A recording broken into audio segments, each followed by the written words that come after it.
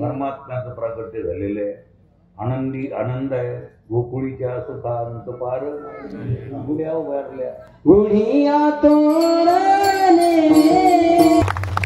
बाकी आनंद जीवनात असतो आपल्याचा, पण तो तकलादू आनंद आहे. संसारातला आनंद कसा आहे?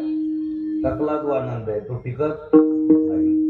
कधी कधी सकाळी झालेला आनंद दुपारी त्या माणसाचा चेहरा पाव सकाळचा आणि दुपारचा वेगळाच दिसतो, कारण ते तकलादू सुखेत आहे. संसारातला आनंद तकलादू आहे. तुम्ही कामं धंदे करू लागले, घरात काही पैसा आणू लागले तर सगळे गोड गोड बोलते, सगळ्याला पाहिजे ना. आणि तुम्ही जर तसेच जर बसले घरात तर बोलणारच ना लोक. बायको असो बहीण असो, काम धंदा जर चांगला करू लागले तर बायकोही बिचारी गोड गोड बोलती. तिला मदत होती ना लेकरा बाळाला याला त्याला. बायको म्हणती चांगलं केलं काम तुम्ही आज, बरं झालं तुमचा पैसा आल्यामुळे लोकांचं देणं घेणं झालं, यालाही फुल लाईन येते. पण ती का वस्कन धावली की याची लाईन धावणारच ना. किती मोठा साहेब असला तर वेड्यावानी वेडे चाळे करू लागले तर ती बोलणारच बिचारी. विठ्ठल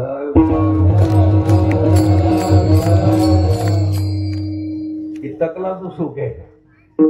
मुलगा नाही मुलगा नाही, मुलगा झाल्याचा जो आनंद आहे तो पहिल्या दिवशी जो आनंद आहे तो दुसऱ्या दिवशी राहत, पहिल्या वर्षी येतो दुसऱ्या वर्षी राहत नाही. मुलगा का 15-16 वर्षाचा झाला आणि त्याला बरोबर तिंबल्या गेलं नाही म्हणजे संस्कार नाही. कणिक काय म्हणतो आपण, चांगली तिंबावं लागती तेव्हा तिची पोळी चांगली येते, नाही तर पोट दुखत. आबड धोबड खाल्ली तर म्हणजे संस्कार करावा लागतील लेकरावर. तुम्हाला एक जरी लेकरू असलं आणि त्याच्यावर जर चांगले संस्कार असतील तर तुमच्याजवळ खडक्या जरी नसला तर आईला आणि वडिलाला मातृदेवो भव, पितृदेवो भव, आचार्य देव, आई देव, वडील देव म्हणून तो तुमची सेवा करेल. आणि जर मूर्ख मुलगा निघाला तर तुम्ही किती लांडी लबाळीनं मोहळ गोळा करा, धनद्रव्य तो पाठीत लाथ मारून काढून देईल. कारण त्याला बरोबर संस्काराची गरज आहे. लेकरं बाळ किती येईल किती पोरं आहे याला महत्व संस्काराची गरज आहे. परमात्म्याचं प्रागट्य झालंय, कायमचा आनंद आहे, परमनंट आनंद आहे. लाईन येते नाही तर आपली कधी लाईन येतील कधी जातील, कधी येतील कधी जातील, त्याला वेळ लागत नाही. लाईन यायला वेळ लागत नाही, लाईन जायला वेळ लागत नाही. हा तकलादू आनंद आहे का कायमचा आहे? हा परमनंट आनंद आहे का टेम्पररी आहे?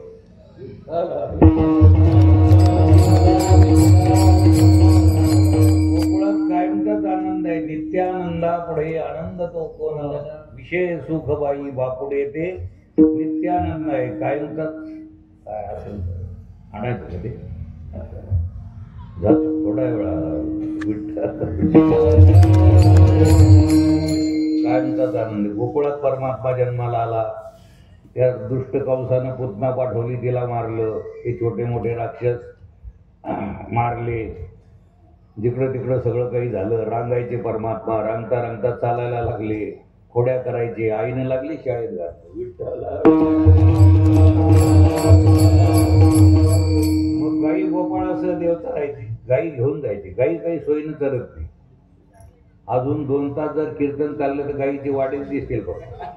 गाई दुधाट 10 गाई आहे तुमच्याजवळ. किती? 5 ज्ञानेंद्रिय 5 कर्मेंद्रिय 11.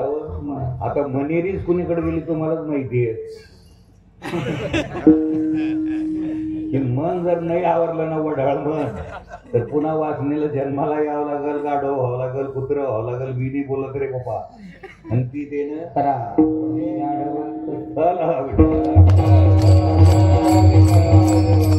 गाई चरायला लागले. देवानं आपापले गडी वाटून घेतले. गडी चांगले पाहिजे, इमानदार गडी पाहिजे, मालकावर विश्वास